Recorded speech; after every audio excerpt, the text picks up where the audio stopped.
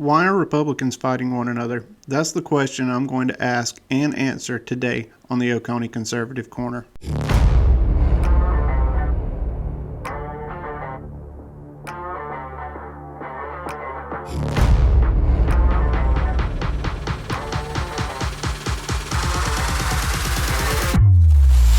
Welcome to the Oconee Conservative Corner. I'm your host, Lewis Collins. Infighting in the Republican Party is a major turnoff for the public. They'd much rather Republicans fight Democrats rather than other Republicans. But the public really doesn't understand what the infighting is about.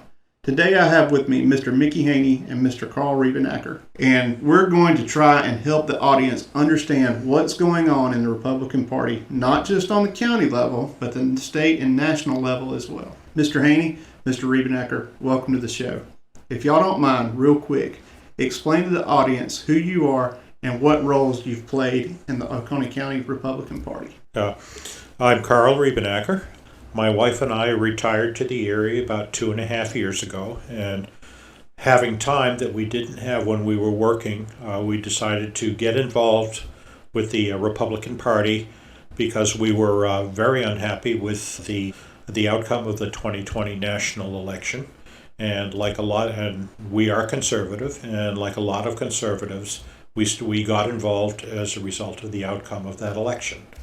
Currently, we are my wife is currently the president of the South Union precinct, and I right now have been affected by this infighting. I am the duly elected EC for the South Union precinct, but I basically am being held hostage because the county executive committee will not recognize the fact that my precinct voted me in to replace our EC who was removed by his own resignation. They still recognize him. And, so we don't understand. My name's Mickey Haney, and my story is very similar to Karl's.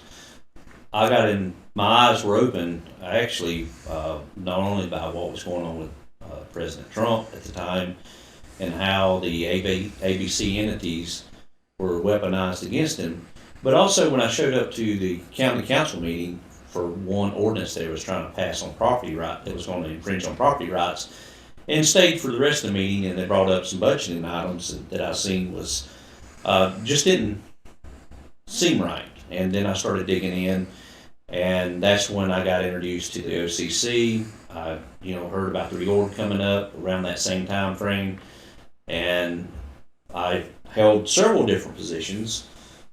Salem EC, I was the Oconee County Republican Party treasurer last, and I was the Oconee County Republican Party secretary. I never got into this for the title. My whole thing is I'm wanting to turn the Republican Party back conservative, and that's my goal. I would rather somebody else do it. I got plenty of other things to do, but that was my goal, and that's why I'm involved. And that's even now that they've kicked me out, why I have continued to be involved on the sidelines. So on a national level, in the Republican Party, the divide took center stage with the Speaker of the House vote a few weeks ago. To the folks who really aren't paying attention, this was shocking. To those of us that have been more involved with, say, the Oconee County Republican Party, it's no real surprise. So let's start by talking about the two warring factions, I guess. Obviously, we have the progressives and we have the conservatives, and both tend to relate that they are Republicans.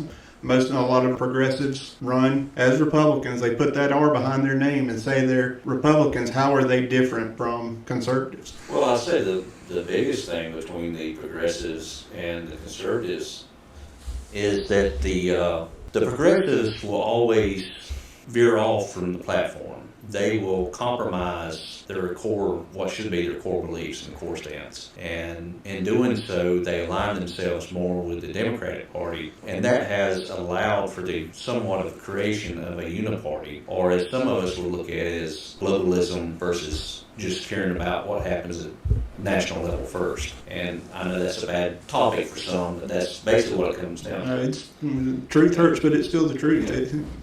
So, But, yeah, now, I have not been living here that long, so the historical, I don't have a lot of history before the last reorg. But my impression was it was a lot more of go along to get along. And while South Carolina has the reputation, it's a Republican state, it's just that it's a very much a moderate Republican state. And that's the impression that I got. And I think the 21 reorganization was a real paradigm shift because a lot of people were really angry about the outcome of the 2020 election, and that anger generated a lot of interest, and you had a lot of conservatives come into the party to the point where they started taking over leadership positions and really having an influence. And it seems like that division between, my impression is that the old guard Republicans did not like that.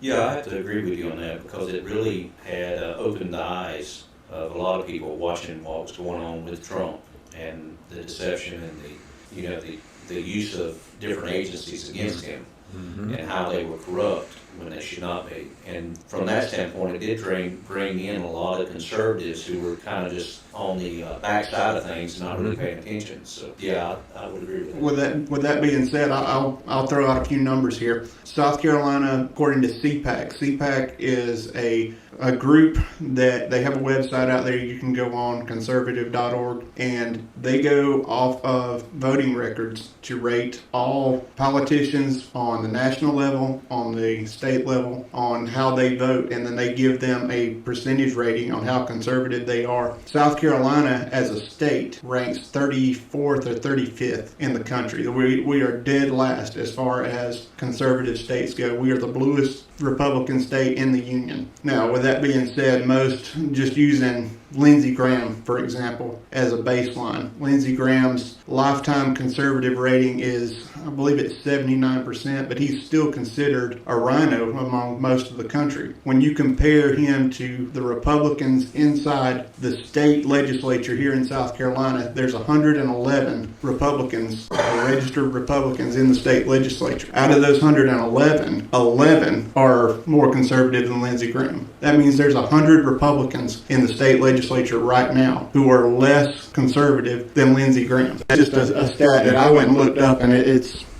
mind-blowing. Yeah, that is, because I personally would consider Lindsey Graham to be a moderate. Yeah, but on that note, we have created some of this by requiring our representatives to bring something back to us, and in order for them to get reelected. In doing that, that makes them have to compromise if they want to keep their job. So we need to just focus on all we want you to do is make sure that we're secure and protect our rights. We don't want you to bring back grants, all this other tax fund money, because in doing that, it creates corruption. It creates the ability for other politicians to hold that over their head. And if, I hate to say it, if they're in that position just to be a politician versus a representative of the people, then they're going to be more acceptable to that corruption and providing those favors. And that's the biggest reason that the line of what is between the far right and far left keeps shifting left is the compromise. And they're compromising to keep their job. Yeah, and the thing of it, and what I would say is that Republicans seem to, whenever there's compromise, it seems like Republicans move more toward the Democrats, and Democrats really don't move so much. So they call it compromise, but it's definitely a shift to the left. Well, I'd have to, does the Democrats even have a moral compass? I think when you were on Chad Caton's show, Chad Caton is a radio, or I'm not sure what you would call. He has several shows, but he has one called I'm Fired Up, and you've been on it a couple of times, and I think you brought that up, that the conservatives stand on their moral values as the moderates kind of just shift left with Democrats, and so the middle ground moves. And I've made a YouTube video about it, about how the middle ground shifts, and it's not absolute, but most people want to stay in that middle ground, and so they get drug along. And as the Democratic Party has shifted further and further left into socialism, now you've got moderates who kind of sit more in the middle, where they're more like Democrats of like the 70s and 80s. Well, we got to also remember that the conservative Republicans stand on the platform that we are a constitutional republic, whereas some moderate Republicans and a large amount of the Democrats believe that we are a democracy. And you'll hear that over and over when they speak. Now, why is that important? Well, under a democracy, you see things like what happened at the October 10th meeting, where the majority rules and can change the rules at any given time as long as the majority votes on it, with no adherence to bylaws. Now, a constitutional republic, it protects the individual rights, and it gives us guidelines that we have to follow. And the reason we're a constitutional republic and why that's important is think about our First Amendment, freedom of speech. If you look at what's going on in the Republican Party now in Oconee County and read those bylaws they're proposing, you will see that they are trying to restrain the voice of the minorities that's in power now. And it's short-sighted. It is. And speaking of the rule changes that have been proposed, the rule changes, it's the way that I read it, it's almost an admission that what they did in the October 10th meeting was illegitimate. So now they've got to legitimize. So in other words, technically, David McMahon is still the chairman because they couldn't do what they did. So now they've got to change the rules. And my understanding is they're wanting to retrospect them to where it's justified what they've done, and removing people who really cannot, by the rules, cannot be removed. Right. Well, it's not only they cannot be removed, and it's because of how the bylaws are written. When it states in there that the chairman shall hold his seat until the next convention, he cannot be removed. But if the wording states that he holds that seat, and I'm paraphrasing, until the next convention or a successor is elected, then he can be removed. But even if it does have the wording where he can be removed, there's a process, a due process that we did not follow. As they showed up that night, the ones that were accused of the wrongdoing, I being one of them, I had no idea what the evidence was against me, nor did I have enough time to sit down and even review it. The evidence I had was a screenshot of a video I posted. And even David McMahon's evidence was far less than that. They're stating that because he was the chair, he was responsible for the emails being sent out when he never had the ability to send out those emails. And later on, we come to find out that some members that actually voted us out had access to that MailChimp account. So it just goes to show you how deep that corruption was. And that information could have came out if we had followed the proper procedures in Robert's Rules of Order for a trial. And from what I was at that meeting, and from what I saw, there really was no evidence. At one point, there was a screenshot of a picture with people in the background who were attempted to be removed from their elected position. And there was another that was a screenshot of who was a admin or a moderator in the Oconee County Conservatives group. Like it's a seditious group or something trying to overthrow the county government or something. I mean, just something off the wall crazy like that, which was completely out of context or whatever. But just amazes me how far they would go just to get their way, and in doing so remove people's voices, because that's what an executive committeeman is. It's a representation of the precinct. And these people use the rules to violate the rules, and they to enforce one rule, they basically broke like 3 or 4 different rules. And they want their voice heard over everyone else's, so they take other people's voices in the county instead of having an actual debate about it the way that it should work. And, you know, the where we really got pulled in was our executive committee in our precinct. Our executive committee men voted with the moderates to remove Mickey and the other officers. What upset us is that our understanding of the duties of the executive committee man is that when when there is a meeting of the county executive committee, that we're supposed to be given the opportunity to know what's being discussed, what's being voted on, and that we have the opportunity to give our input into our EC so that he votes what the precinct wants. Okay?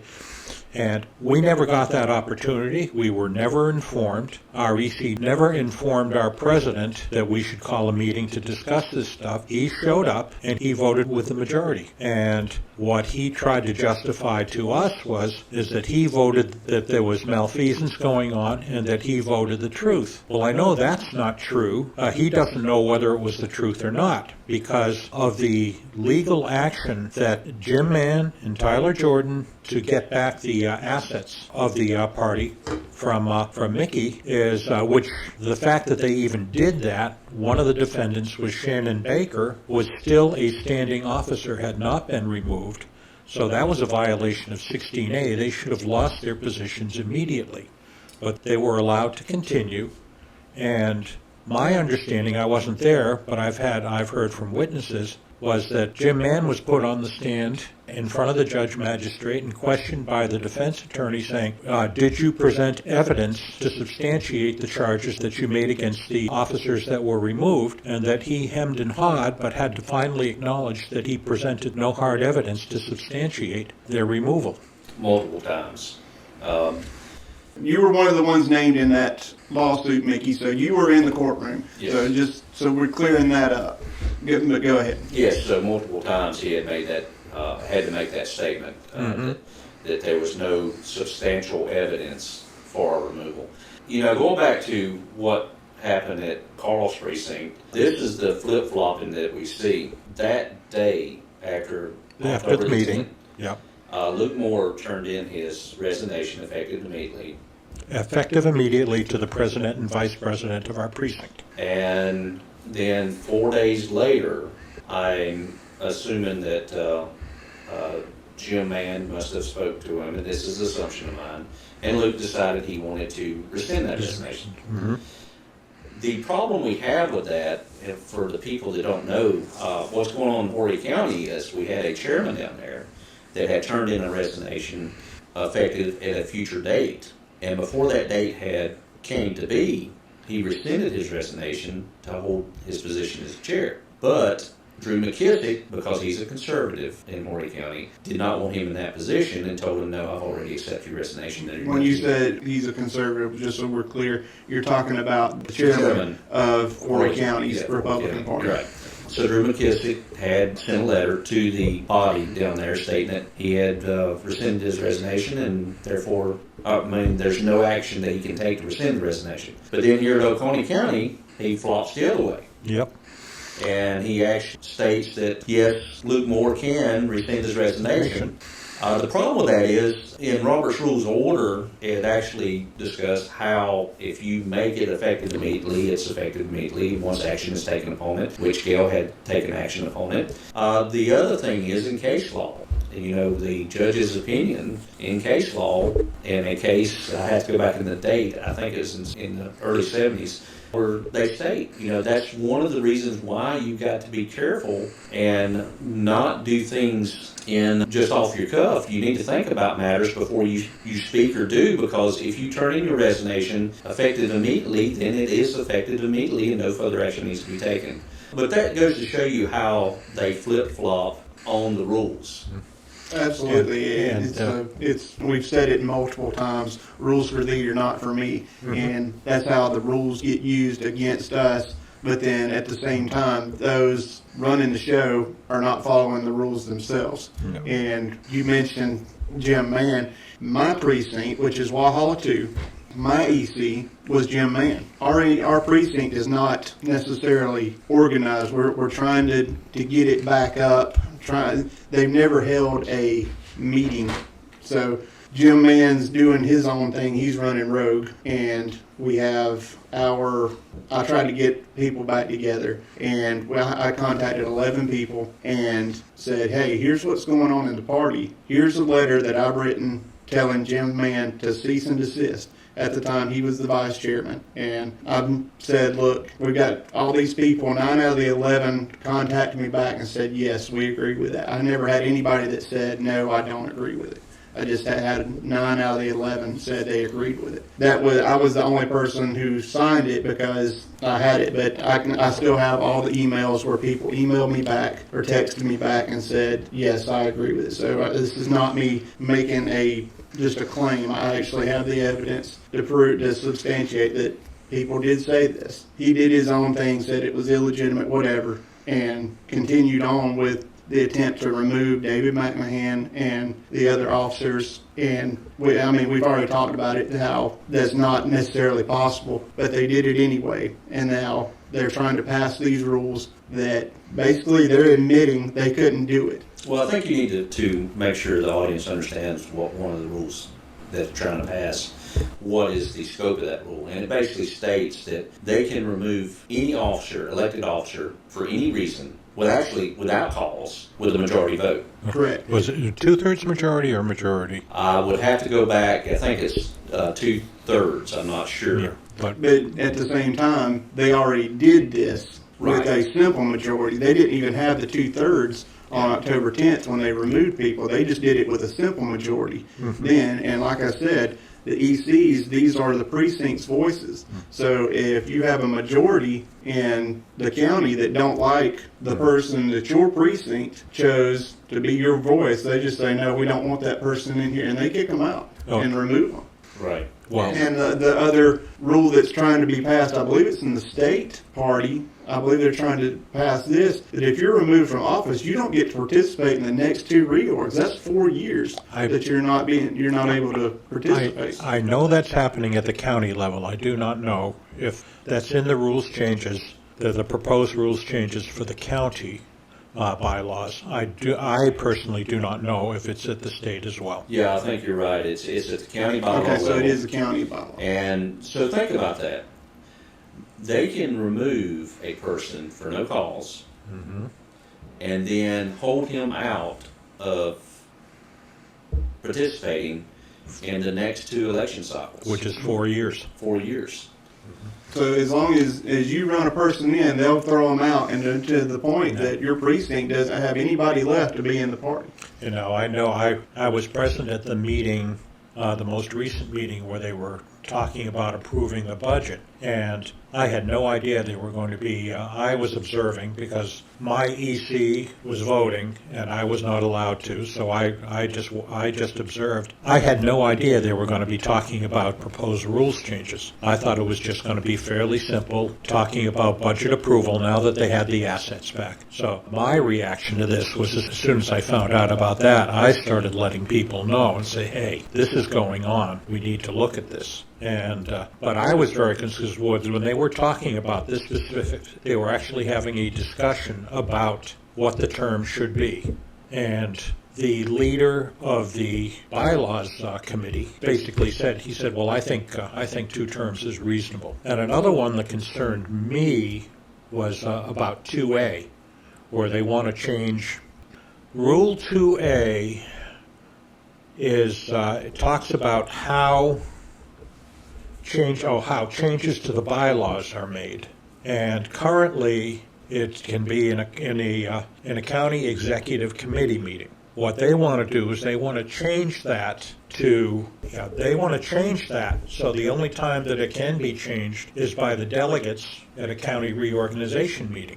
At the convention, yes. So to me, what it looks like they're trying to do is they're wanting to change the bylaws so that they can kick out anybody they want right now that they have the majority in there. Lock the bylaws in so that if they lose the majority, that the bylaws can't be changed, but yet it still gives them limited amount of power and maybe the ability to take over at the next reorg. Now, the way that the discussion went, that I heard, the attitude seemed to be, is it 2A or 2B? It might be 2B, but they said if we can get that changed, then we really don't have to do anything immediately about any of the other rules. I mean, that topic came up for discussion. If we can make it so difficult to make changes by just getting that one thing passed. Right, so 2B is to-be amendment is the bylaws may be amended only by 2/3 vote of the total number of delegates at the county convention. A copy of the proposed amendment shall be provided to each organized precinct at least 15 days prior to the convention. So that's the rule they're trying to change. Mm-hmm.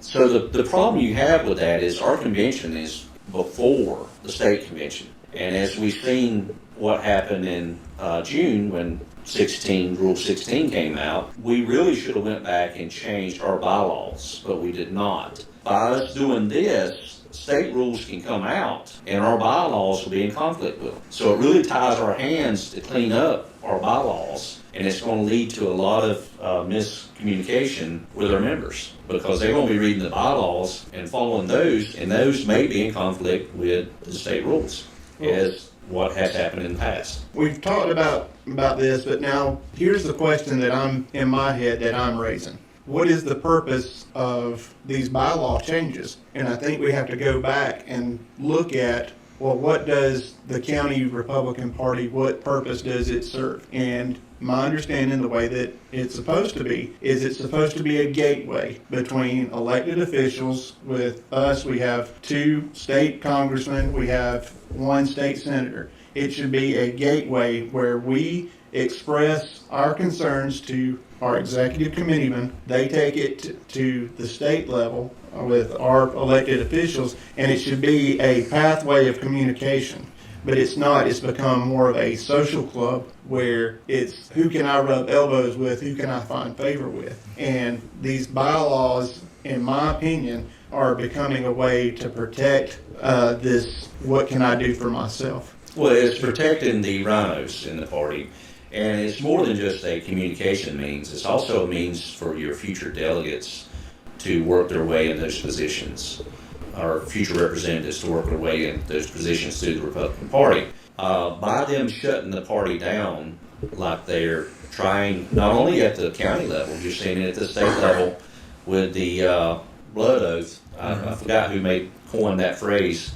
But the blood oath they're wanting them to sign, the Freedom Caucus to sign, you're seeing that at the federal level. You're seeing it in other counties. And what has happened is these progressives, especially here in South Carolina, where I really don't call them progressives. Most of them will fall in the Democratic profile because of the way they vote and their core beliefs. They know that they're not going to get elected as a Democrat, which aligns more with who they are. So they have to stick R behind their name. Well, what happens is now that you have this conservative movement where more people are paying attention, the citizens have been woken up by what went on with Trump, they're now saying, no, you're not a Republican. You're not adhering to the platform. I can't vote for you because I never know how you're going to vote. They are scared. And at the county level and at the state level and even at the federal level, they're trying to shore up barriers to hold the progressives inside the party. It's almost to me like, to me, I got involved in this as, to me, the party should be a bottom-up party. Is that the power should come from the precincts, and that the officers should do what they do with the permission of the precincts. And what it seems to me what they're trying to do is they're trying to hold the power at the officer level and basically dictate to the precincts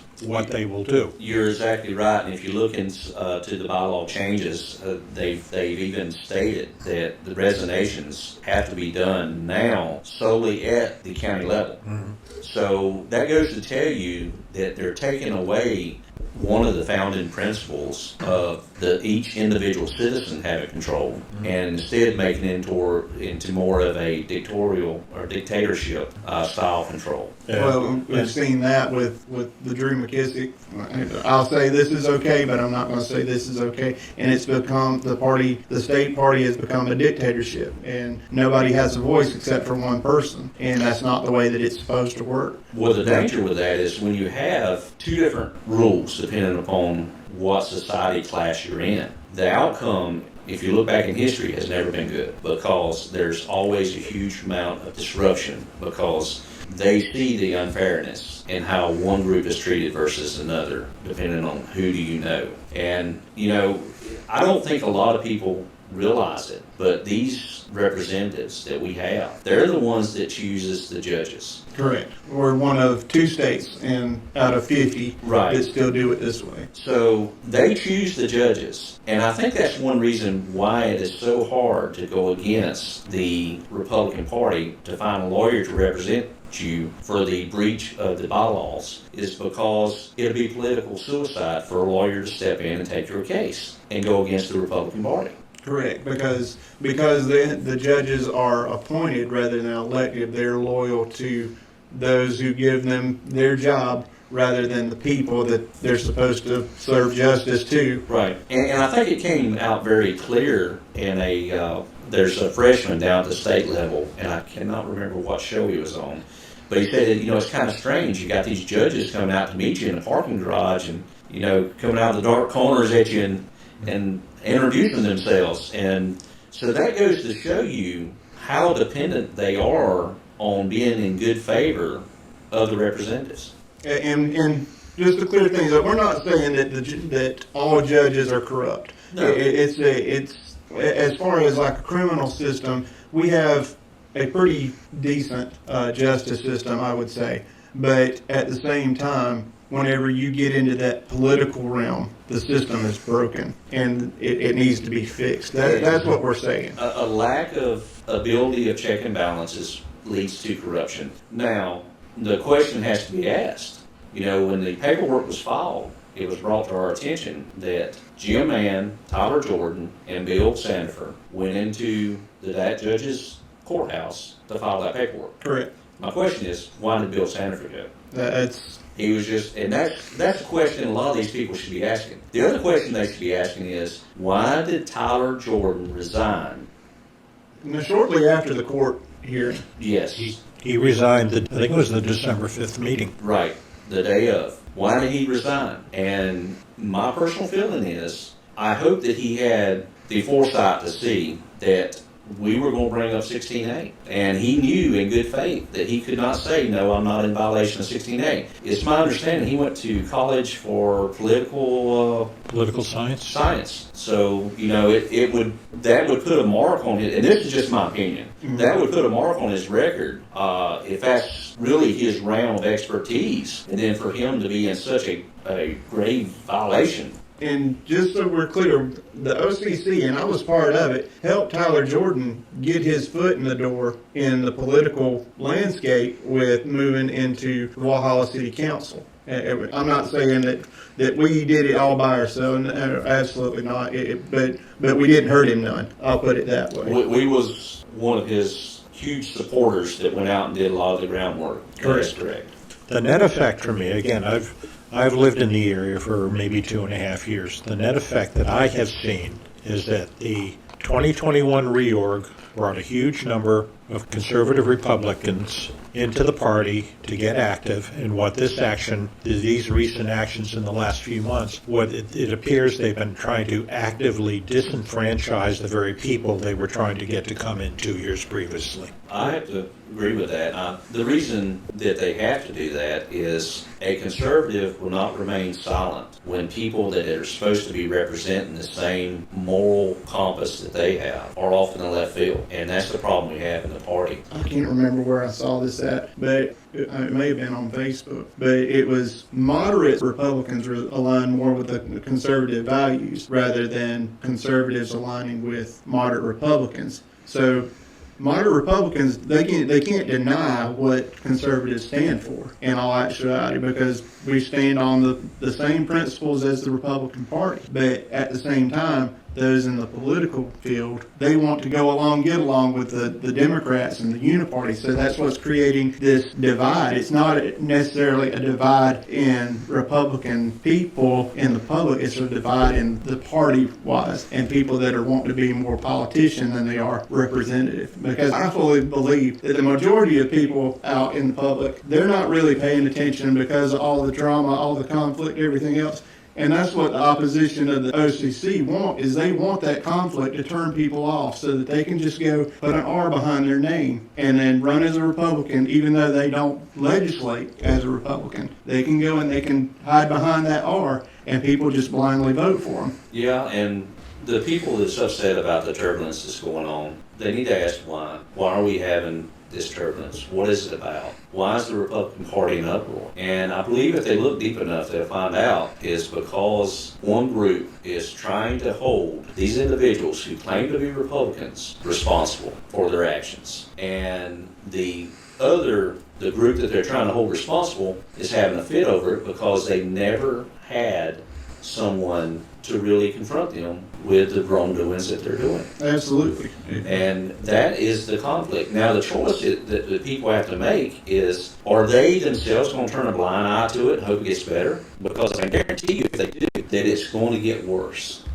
We can see it. We can look back in history at the progression from what was acceptable in the 50s, what was acceptable in the 60s, what's acceptable in the 70s. As you go on up, you see how we keep transitioning more liberal and less conservative. And I'm not just talking about in our moral values, I'm talking about in our financial, the way we financially do things as far as the government. So if we turn a blind eye, if we do not get out there, and I'm not asking everybody to get out there and get directly involved. You don't have to get directly involved. Absolutely not. But we need the support of everyone. The convention's coming up. We need everyone to show up at the convention. The other thing we need everybody to do, and a lot of people are not aware of this, is when it's time to vote, get as many people out there to vote as you can in your precinct, because that gives you more delegates, and the more delegates you have, the more say your precinct has.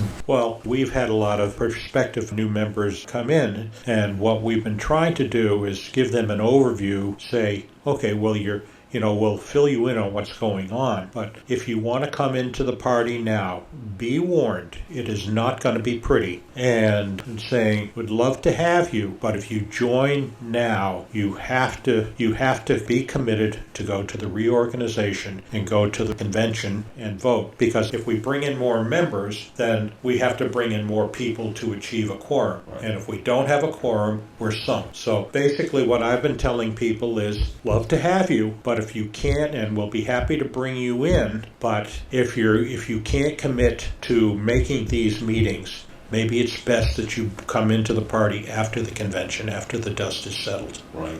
Yeah, that's a very wise way of approaching it. We got to be careful that if these people that want the position because they want to serve and not want the position just because it comes with a title. Mm-hmm. It just amazes me that South Union only has 15 delegates. Mm-hmm. So it's every 25 votes, you get one delegate. Mm-hmm. That's a very low percentage in Oconee County that's voting. Mm-hmm. And that's based off of the primary vote, correct? Or am I wrong on that? Is that general election or is that primary? I'm not sure if that's general election or primary, but I know it is based off of one of those voting sessions. But I have worked as a poll supervisor at the fire station in South Union, and I can tell you from the numbers that I see is that 15 delegates sounds about right.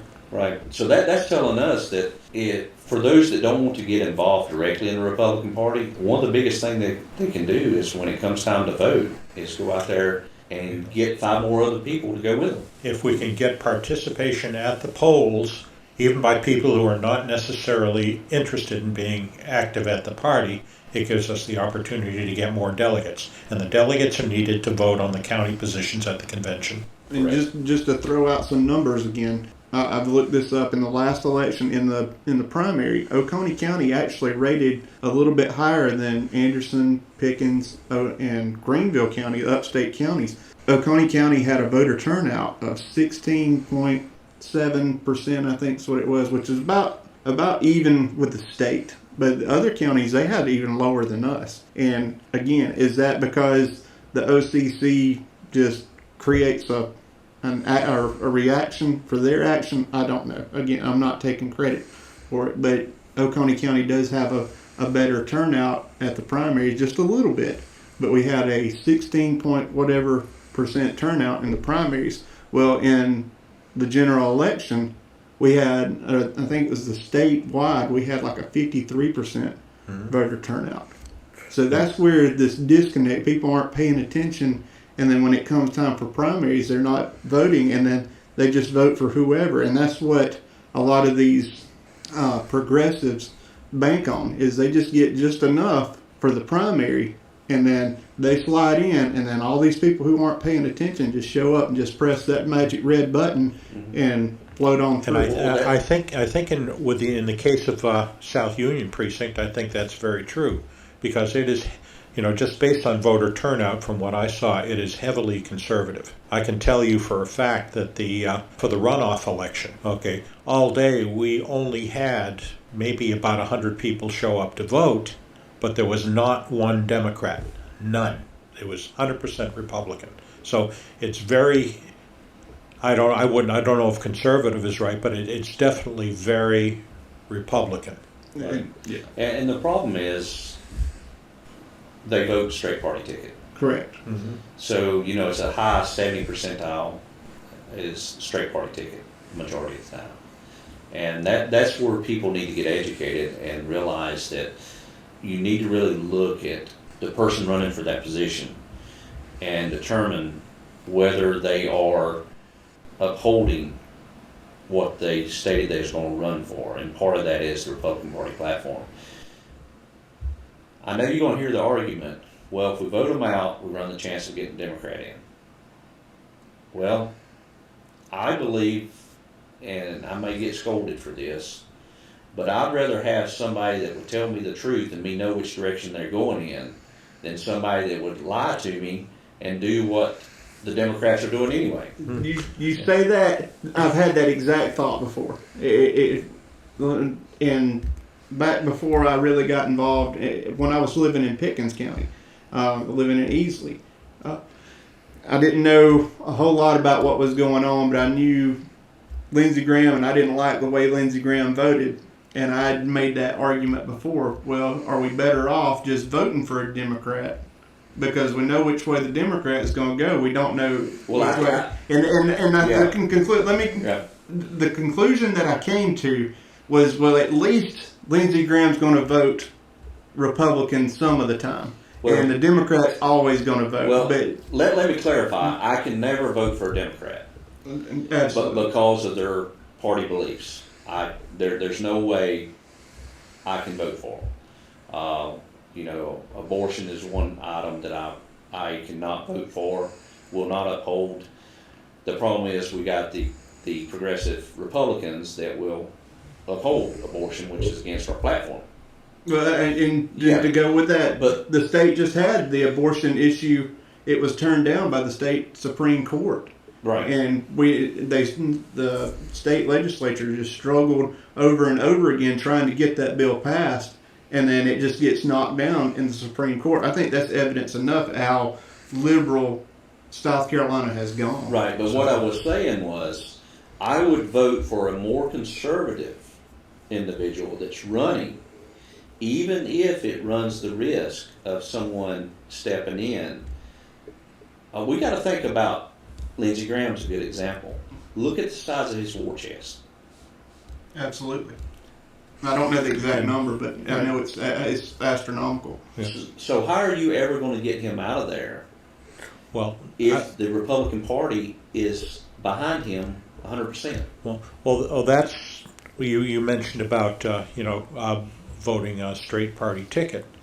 I mean, I went to some training where they were talking about the people that politicians really pay attention to are the one single issue voters, or the kind of people that will say, you don't vote how I want on this one issue, you're not getting my vote.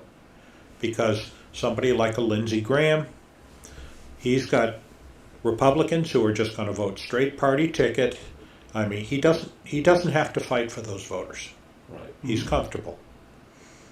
And the argument a lot of times is, well, South Carolina or Democrats we have open primaries, so Democrats are voting for. I don't believe necessarily that's true, that Democrats are crossing over just to vote for Lindsey Graham. I don't.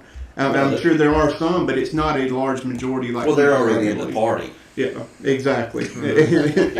But I mean, it's, you talk about, I agree with you, I would never vote for a Democrat, but what the one thing this training taught me to consider is if you don't have a Republican, if you have a Republican, the best Republican is somebody that you have to hold your nose to vote for.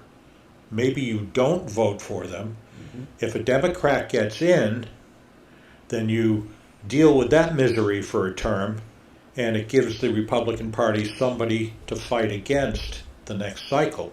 Energizes the party. It energizes the party because, if you get these guys who, they get reelected term after term after term, and they don't have to really fight for their votes, it's nobody's going to hold their feet to the fire. So here's what we have to look at. We know that the Democrat Party is wanting to get us to socialism in the next 5 years, right? We're on a pretty good track to it too.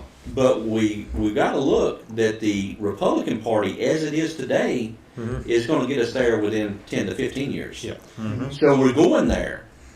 The question is, what do we do to change it? And so we can't keep doing the same thing over and over and expecting a different result. That's the definition of insanity. So putting Lindsey Graham in there and expecting him to act any different is real, I'm just going to say it's stupidity on our part. Yeah. Well, he doesn't have to fight. He doesn't have to fight for votes. Because people will just vote for him on name recognition. But again, that's not just, we're not just picking on Lindsey Graham. That's even Bill Sanders. He's got a 54% conservative rating based off of his voting record in CPAC. So I don't believe you can get a whole lot more moderate than that. I mean, 53, 52% maybe. Let's go back to what's going on in Oconee County. The citizens that are listening to this, they need to realize that the new individuals that have taken over the Oconee County Republican Party, the reason they took it over was to protect these individuals. Correct. One of the individuals we named tonight actually went into the courthouse with them. They can draw their own conclusions why. Mm-hmm. So this is telling me that these individuals are no different than the old guard that was kicked out in 21. And so we can kick this can down the road the same as we are with Lindsey Graham, Bill Sanford, and hope we get a different result, or we can show up. We can let our voices be heard. We can speak out and make sure that they do not turn the Republican Party into a democracy, but instead let the Republican Party mirror what our founding fathers desired America to be, the United States to be, and that is a constitutional republic. Correct. So just like with the last episode, I want to end it on a positive note. And whenever I was trying to decide how to do or what to do on the positive note for this episode, I struggled. So I want to talk about the stars. One of the biggest oppositional tactics that we face is people being told that if the majority believes something, then that's the right thing to do. If you step outside on a clear night, the night is defined by the darkness. But if you look up, there's millions of stars, each star being a source of light in a vast darkness. There's more darkness than light, but throughout history, the stars were used for navigation. The darkness is not any form of matter, just the lack of light. While we want to believe that the majority of people are good, it's undeniable that evil does exist. So I believe we can agree that the world can be a dark place. In Matthew 5, verse 14 through 16, Jesus says, "Ye are the light of the world. A city that is set on a hill cannot be hid. Neither do men light a candle and put it under a bushel, but on a candlestick, and it giveth light unto all that are in the house. Let your light so shine before men, that they may see your good works, and glorify your Father which is in heaven. We don't base what is morally right off of what the majority of mortal men say, but off of what is morally right, and our moral values come from God. Right is still right when no one is doing it, and wrong is still wrong when everyone is doing it.